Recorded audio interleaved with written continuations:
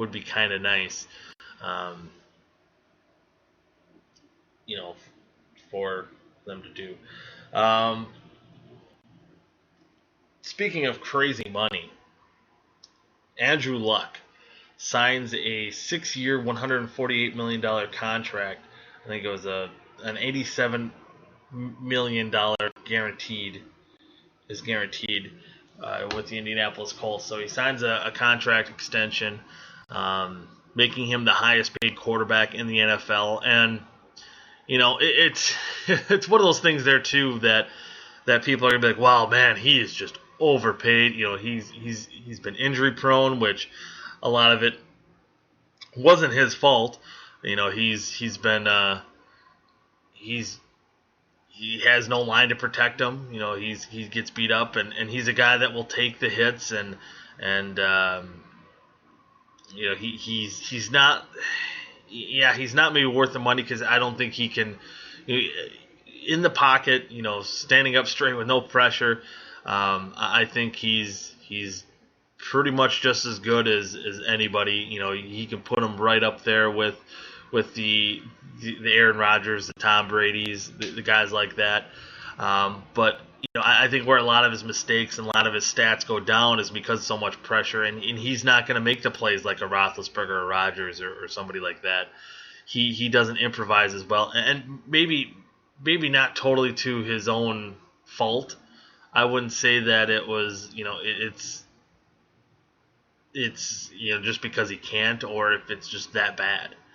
I mean, it's pretty bad. I mean, you lacerate your kidney or your spleen. I'm sorry, whatever it was. You're getting the crap beat out of you, and so I don't know if it's to say that he's not worth it. I don't know if that's 100% the case, or if the team should really now that you're paying him, protect your investment.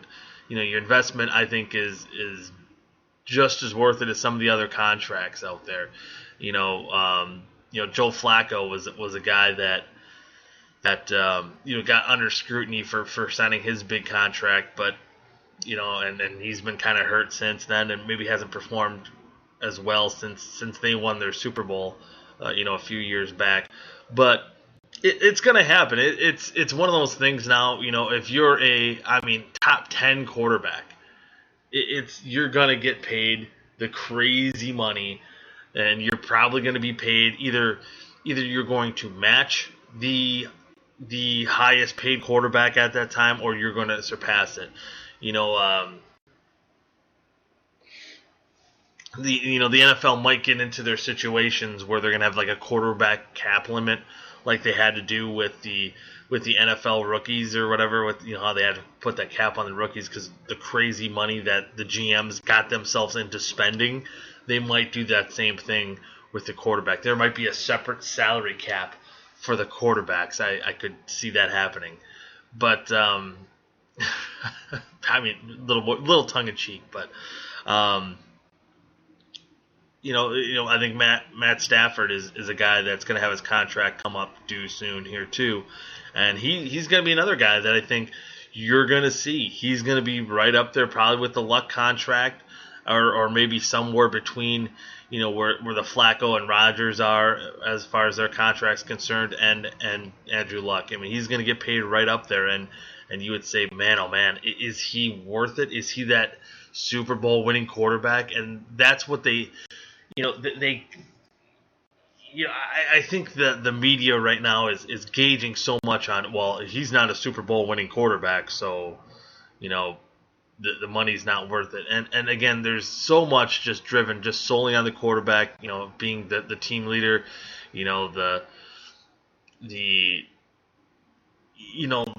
say like Aaron Rodgers versus the Seattle Seahawks. Well, he's not playing the whole team.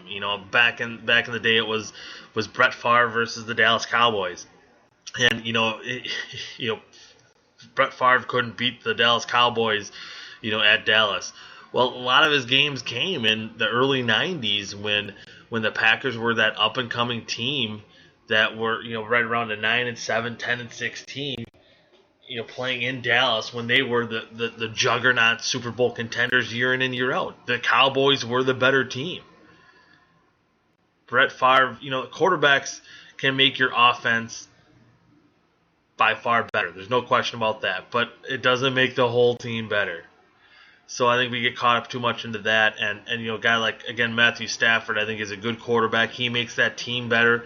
If you get the right guys around him, you look at, like let's say the Lions. Say if this scenario comes into play, where they have to sign Matt Stafford to some crazy ass money. I think you just look at the simple fact of, hey, okay, he makes that team better. You get some wide receivers around him. I know Stafford said that the Lions might be better. I guess you got to say that without Calvin Johnson. Maybe expected to spread the ball out around a little bit more. It might make Stafford a better quarterback. So I guess this year could be a really big year to determine if Matt Stafford is going to be that, worthy of a big-time contract or not. And they need a running back. They've been searching for a running back basically in Detroit since Barry Sanders left. They've had some decent ones. They have guys that looked like they were going to break through, but they never really seem to find that. They either get injured or kind of like right now. I think they have more or less a running back by committee. But I think they got to settle down and find one guy, and obviously got to make that defense better too. They've always kind of seemed to have one of the weaker defenses in the NFL, so I think beefing up the defense will help the team out. Maybe get them to beyond that point. Going back to some of his playoff games that Stafford's played. Well, he hasn't won a playoff game. Stafford hasn't won a playoff game. He played the New Orleans Saints, on the road, because they haven't won their division obviously in a bajillion years. So they're not getting, the Lions aren't getting any home playoff games, and you look at that, say the Saints were a better team back in 2000 I think 11 it was, 2011.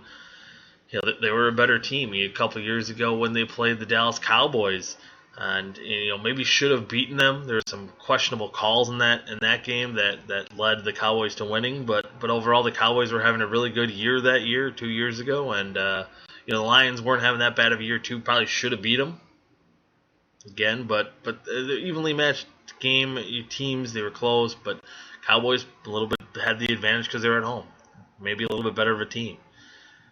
He hasn't had those opportunities. You're not just going to add a quarterback. People think, well, RG3 now. If he lives up to his 2012 standards, he could turn the Cleveland Browns. No.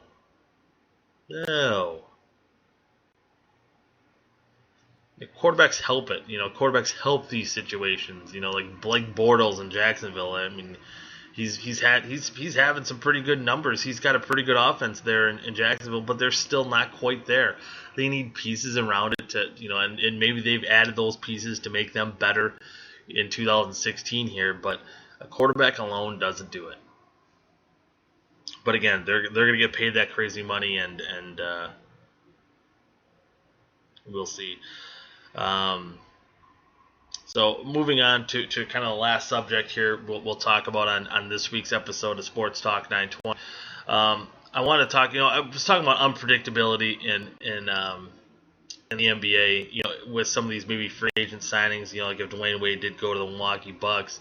And one thing, if you're a follower here of us here at Sports Talk 920, you'll know that we like to talk a lot of NASCAR. For those new Spreaker listeners that don't get to listen to us often, we do talk NASCAR a lot on this show. So if you're not into it, get out of here. We're not paid. We don't get paid sponsorships to talk about certain things like ESPN. But anyway, we bash a lot about the predictability of the sport in NASCAR. And the lack of parity in it. And going back to looking, just criticizing this year for, we're about halfway through the season. Daytona, the Pepsi or the Coke Zero, 400 kind of at Daytona marks the halfway point of the year, and I'm gonna give this. I guess I'm gonna give this first half of the season a grade before we dive into the what happened last week at Sonoma. But I'm gonna actually give this first half of the season a B plus. Again, I think probably one of the best grades we can give NASCAR in years, and I know if Rudy was on the show, he would be tearing me a new one because I'm giving NASCAR a good grade at something. I think if you look at the finishes, that a lot of these finishes have been pretty good. A lot of the races have been, pretty interesting races. I think besides the night races, for some reason, I don't know if it's something to do with the package, that they've been kind of incredibly boring. You look back at the Coke Zero 600, which was one of the biggest stages besides the Daytona 500 for the NASCAR guys. Martin Truex Jr. had that package figured out, and they did run a different package too. They're kind of mixing up those packages too at some of these tracks. Seemed to have that package figured out more than anybody, and was just able to dominate a 600-mile race, which did make that race pretty boring. But I'm thinking about almost every race. I went to the race at Michigan, a few weeks ago. Joey Logano, for me as a fan, didn't get to see the guy I wanted to win, but him battling Chase Elliott, I think, made that interesting. And again, where what I like too is, I sometimes talk to Goody Senior too, and he, he's like, well, some of these races I fell asleep, they're boring. Well, I think you just don't relate to some of these guys anymore, some of the drivers, because that was kind of the NASCAR's big thing was to draw. You connected with some of these drivers, especially like a Dale Earnhardt Sr., who was the opening credits singer, by the way, the opening song. It was Dale Earnhardt singing "Hard Charger" back in 1983. But anyway, I think people related to him because he was that working man's driver, and there really isn't that anymore. And I don't think it's so much the racing, because I think the racing is probably as good as it's ever been, probably since 2003. Probably about 13 years. The racing's been pretty good. There's been some good action, and maybe there's less wrecks too. Maybe that's what a lot of these guys were looking for. And the other big thing is Toyota, and we've talked about that. I don't think there's just in American sport, I don't think there's many die-hard Toyota fans, manufacturer fans. I think if you went to a race, unless there was someone visiting from Japan that liked NASCAR, they might root for a Toyota driver because it's their hometown stuff. But and that's, I think, the only bad thing a lot about the I guess broadcast so far this year is because for one, I guess obviously these channels, these whatever, they need sponsorships to go on. But Toyota being one of the sponsors of Fox, it just gets super annoying because they shove it down your throat, and that's, I think, one of the other reasons why if people gave it a worse grade than a B plus, that's why, because you have these Toyotas that kind of dominated the sports car this season, and not a lot of people like Toyota, so it leaves that bad mark. Going back to Rudy's opinion. If he talks about this year, 2016 was better than 1998. NASCAR was probably more popular, I'd say, in '98. Where fans going to the races, probably a little bit better viewership, but a lot of people didn't like '98 because it was dominated by Jeff Gordon. It was dominated. And it made it boring. I mean, he single-handedly made the sport not that exciting as it was around that era. Rudy would say that was a good year because he was a Jeff Gordon fan, And now, if you're not a Kyle Busch or Joe Gibbs racing fan, basically, you're not going to have a good time watching it, I suppose. But